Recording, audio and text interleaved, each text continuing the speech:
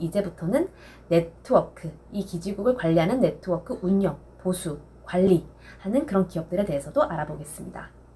사실 기지국은 만들면 끝이잖아요. 뭐 쉽게 막 바꾸지 않아요. LTE도 안 바꾸겠다고 난린데 5G는 얼마나 더 안 바꾸겠어요. 돈이 많이 들어가잖아요. 그래서 이게 만약에 고착화가 된 후에는 이제 네트워크의 문제라는 거죠. 네트워크를 어떻게 운영하고 관리할 것인가, 또 어떻게 보수할 것인가.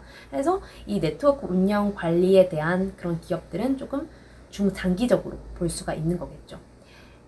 자, 그 관련된 기업 첫 번째 바로 이노와이어리스입니다. 이노와이어리스는 앞서 말씀드린 기업들 중에서 제일 매출이 많은 기업이에요. 그럼 얘네가 어디서 매출을 얻냐? 바로 계측기입니다. 우선 계측기 자체가 그 기지국 부품 안에 들어가긴 해요. 그 기록을 해줘야 되기 때문에. 자, 그런데 요새 이 이노와이어리스에 새로운 신사업이 하나 있어요. 얘가 지금 매출을 톡톡히 올려주고 있는데 바로 스몰셀입니다.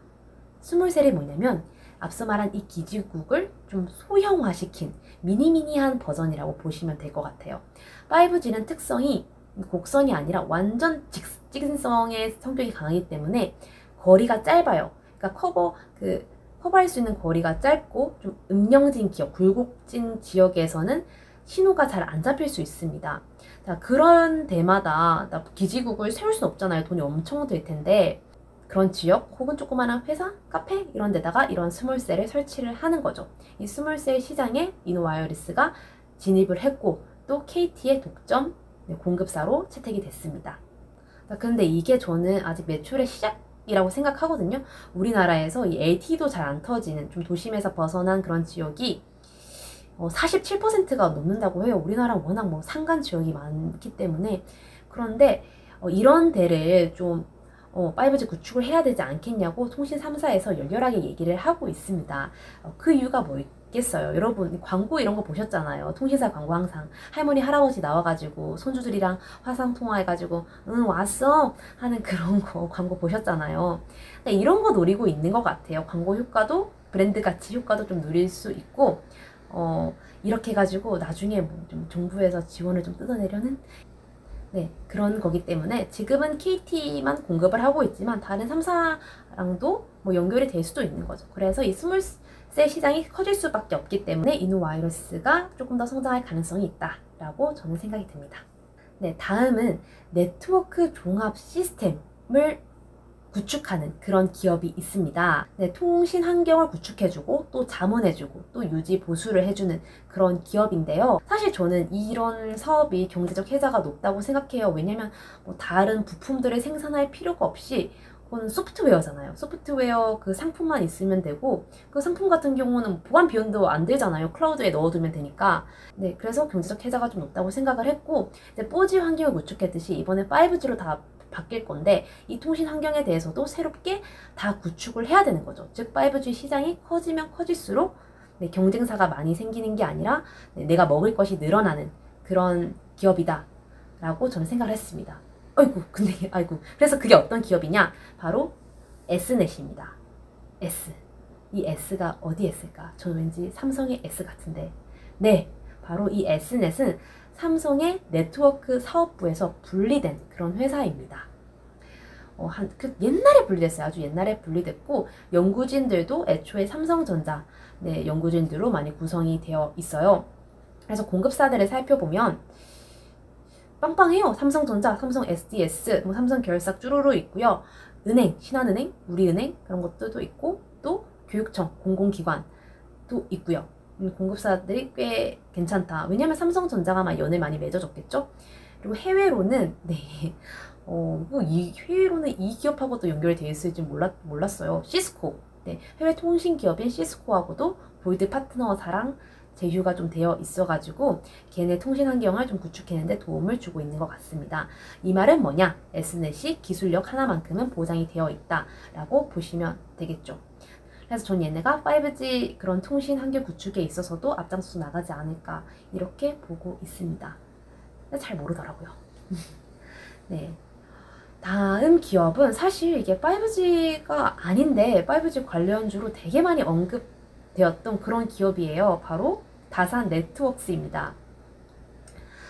사실 저도 실토를 하나 하자면 이거를 이전에 애플 글래스 관련 영상에서 언급을 했었어요.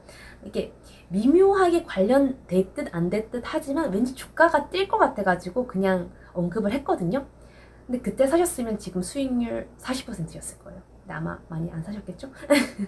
어쨌든 수익 나셨던 분들은 축하드리고, 그럼 저는 담았냐? 저는 안 담았습니다. 제가 이럽니다. 남 알려주는 건 잘 맞춰요. 근데 정작 제가 못 먹네요. 배가 하나도 아프지 않습니다. 네. 그러면 얘네는 어디에 관련돼 있냐?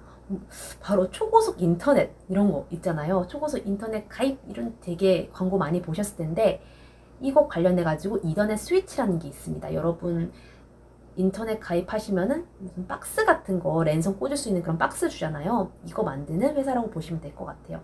그래서 초창기 이 초고속 인터넷 나왔던 초창기에 다산 네트워크스가 정말 열일하긴 했어요. 국내 이 부분에 있어서는 국내 1위도 맞습니다.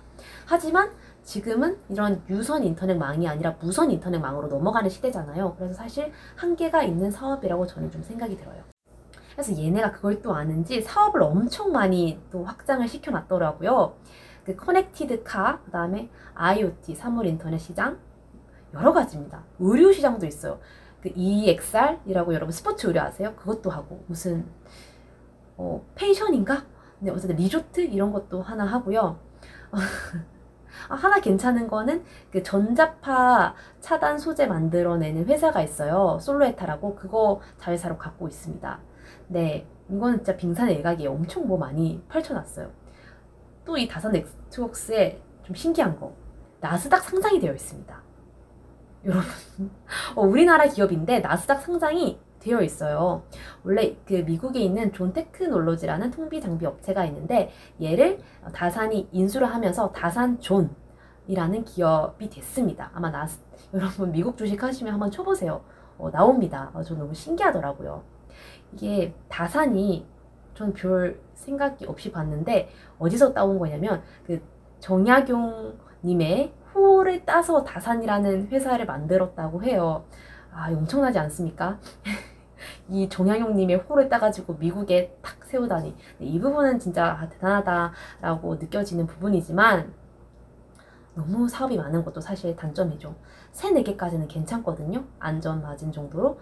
그런데 매출 들어오는 거 보면은 벌이는 사업에 비해서 돈을 그렇게 많이 벌지는 못하는 것 같아요.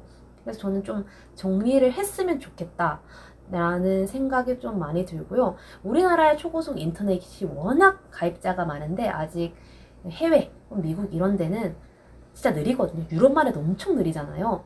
그래서 만약에 해외 수출 이런 해외 법인이 있기 때문에 수출 쪽에만 잘 판다면 성장 가능성이 있다. 하지만 우리나라는 글쎄라고 보고 있습니다. 우리나라가 이미 초고속 인터넷 가입자가 3천만 명 세대예요. 근데 아직 2천만 명이 남아있잖아요. 자, 그럼 이 2천만 명을 또 끌어온다면 다산 네트워크스가 또 매출이 많아지겠죠?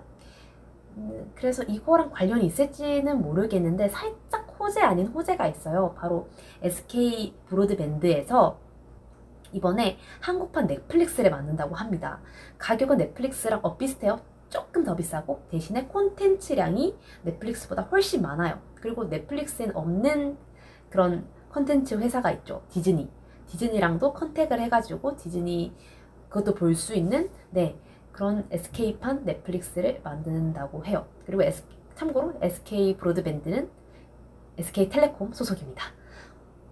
그러면은 이제 IPTV랑 요즘에는 이 인터넷이랑 같이 하잖아요. 그래서 가입자가 좀 더 늘어나면은 다산 네트워크스도 조금 더 매출을 벌 수 있지 않는 그런 약간의 호재거리를 긁어서 한번 찾아봤습니다. 그렇기도 하고 아마 일반 사람들이 보기에는 사업이 되게 많고 좋아 보이고 나스닥 상장도 돼 있네 하기 때문에 전 주가가 조금 더 오를 것 같긴 해요. 왜냐하면 사람들은 좋아 보이는 것을 보면 이걸 사잖아요. 까버리 별로네 하고 막 내려가고. 그래서 겉으로 봤을 때는 다산의 기운을 받아가지고 조금 더 올라갈 것 같긴 합니다. 오늘은 이렇게 5G 업종을 한번 산산조각 내서 분석을 해봤습니다. 약간 저희 채널만의 특징이죠. 업종별로 도장 깨기 하듯이 부수는 거. 여러분이 투자를 할 때 있어서 이 기업은 뭐 하는 회사야. 그래서 좀 돈 더 벌 거야. 이 기업은 단기적으로는 괜찮은데 장기적으로 별로야. 이렇게 좀 생각을 하시면서 투자를 하시는데 좀 도움이 됐으면 좋겠어요. 그러면 이번에 또 핫하게 떠오르는 이슈가 있는데 VR이랑 AR이거든요. 이거 규제를 완화한다고 합니다. 벌써부터 좀 이 관련 주식들이 막 띵튀기를 하고 있는데 이럴 때 들어가면 또 물리니까 슬금슬금 조정을 받을 때쯤 그런 타이밍에 맞춰가지고 저 영상을 또 올리도록 하겠습니다. 그럼 여러분의 구독과 좋아요, 댓글은 제가 영상을 만드는데 큰 도움이 됩니다. 그럼 안녕!